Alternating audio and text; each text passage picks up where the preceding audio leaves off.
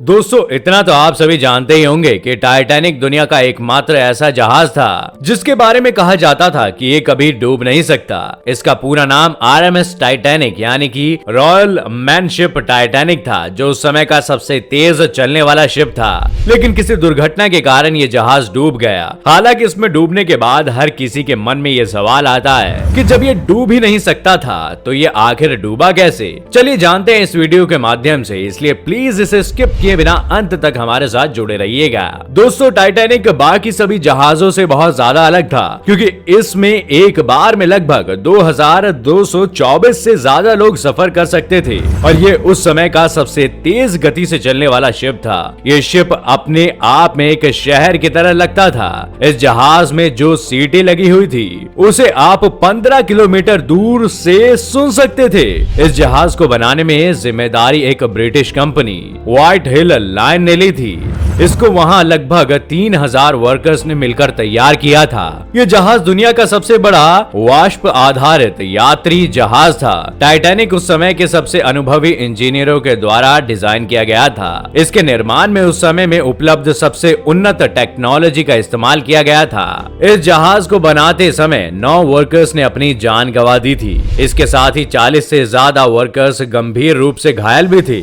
आपको बता दें कि टाइटैनिक को उस समय केवल बनाने में 48 करोड़ रुपए का खर्च आया था। ये जहाज 882 फीट लंबा, 92 फीट चौड़ा और ऊंचाई 175 फीट थी। इसका वजन 40,000 टन से भी ज्यादा था। इस जहाज के ऊपर 10 मंजिला सुंदर इमारत थी, जिसमें से 8 मंजिल तक पैसेंजर के लिए अवेलेबल थी। इस जहाज में 4 विशाल चिमनियां लगाई गई थी, लेकिन काम सिर्फ 3 चिमनियां ही किया करती थी। पर आप जान ले कि इस जहाज को और सुंदर और आकर्षक बनाने के लिए 4थी चिमनी लगाई गई थी और इसे बनाने वाली कंपनी व्हाइट हिल लाइन का कहना था कि ये कभी ना डूबने वाला जहाज है। लेकिन तब भी ये जहाज डूब गया। पर क्या आपको मालूम है कि टाइटैनिक का डूबना समुद्री इतिहास के कुछ सबसे बड़ी आपदाओं में से एक था। इसको बनाने का काम 31 मार्च 1909 को आयरलैंड के हारलैंड एंड वुल्फ शिपयार्ड पर शुरू किया गया था। टाइटैनिक के साथ 2 और विशाल जहाज का निर्माण कार्य प्रगति पर था, जिसका नाम आरएमएस ओलंपिक्स था। लेकिन आपको बता दें कि दोनों ही जहाज दिखने में लगभग एक जैसे ही थे, पर आरएमएस ओलंपिक को बनाने का काम टाइटैनिक से पहले शुरू कर दिया गया था। टाइटैनिक को बनाने में उस समय की मॉडर्न टेक्नोलॉजी का उपयोग करने पर भी लगभग 3 वर्ष का समय लगा था,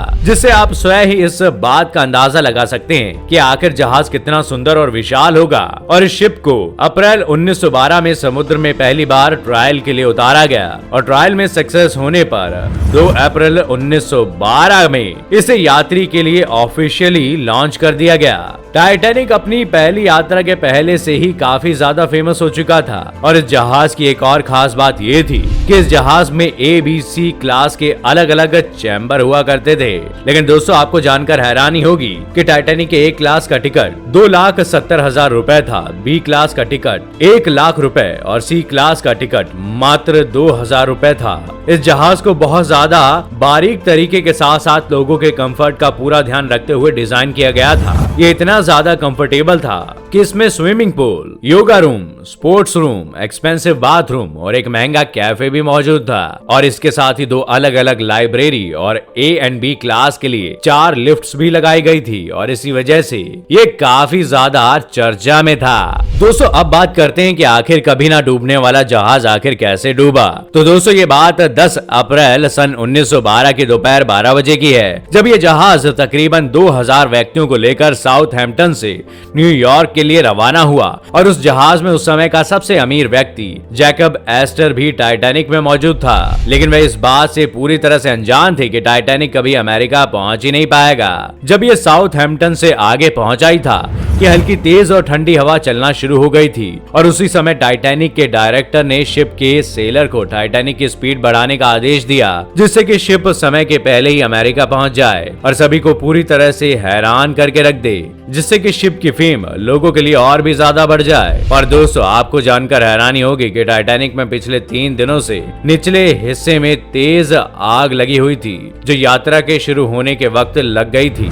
लेकिन इस बात की जानकारी किसी भी व्यक्ति को नहीं थी और शिप को रवाना कर दिया गया था। 4 दिन तक तो ये जहाज आसानी से आगे बढ़ता रहा, लेकिन 14 अप्रैल 1912 को अटलांटिक ओशियन में शांति का माहौल था और आसमान में चांद न होने के कारण अंधेरा बहुत ज्यादा था, जिसके कारण टाइटैनिक के कैप्टन को आगे का कुछ भी साफ दिखाई नहीं दे रहा था। लेकिन उसके बाद 11:40 पर टाइटैनिक के एक ऑफिसर के फोन की घंटी बजी और उसे बताया गया कि टाइटैनिक के रास्ते में एक बड़ा आइसबर्ग मौजूद है। लेकिन जब तक ये जानकारी शिप के कैप्टन को लगी तब तक टाइटैनिक को आइसबर्ग से टकराने के लिए मात्र 35 सेकंड ही बचे थे। तब पूरी टीम एक्शन में आ गई और जहाज के इंजन को बंद कर दिया गया और शिप को लेफ्ट साइड ले जाने का प्रयास किया गया, लेकिन सभी प्रयास असफल हो गए और शिप जाकर सीधा आइसबर्ग से टकरा गई और टक्कर के तुरंत बाद टाइटैनिक में तेजी से पानी भरने लगा। जहाज का आगे का हिस्सा धीरे धीरे समुद्र में डूबने लगा और इस दौरान जहाज पर सवार लोगों के बीच अफरा तफरी का माहौल था। टक्कर के करीब 3 घंटे बाद 15 अप्रैल की सुबह 2:20 पर जहाज का अगला हिस्सा समुद्र के आगोश में समा गया और इसका पिछला हिस्सा ऊपर उठ गया। इसके बाद जहाज के 2 टुकड़े हो गए और करीब 2 घंटे में ये पूरी तरह से समुद्र में डूब गया। इस हादसे में करीब 700 लोगों की जान बच पाई, जबकि करीब 1500 लोगों की मौत हो गई। तो दोस्तों, ये थी टाइटैनिक की उस रात की कहानी। होप कि आपको ये वीडियो पसंद आई होगी, इसलिए प्लीज इसे लाइक करें और हाँ, जाते जाते चैनल को सब्सक्राइब जरूर कर देना। दोस्तों, आपकी स्क्रीन पर 2 और वीडियो दिखाई दे रहे होंगे, उसे देखने के लिए स्क्रीन पर क्लिक करें।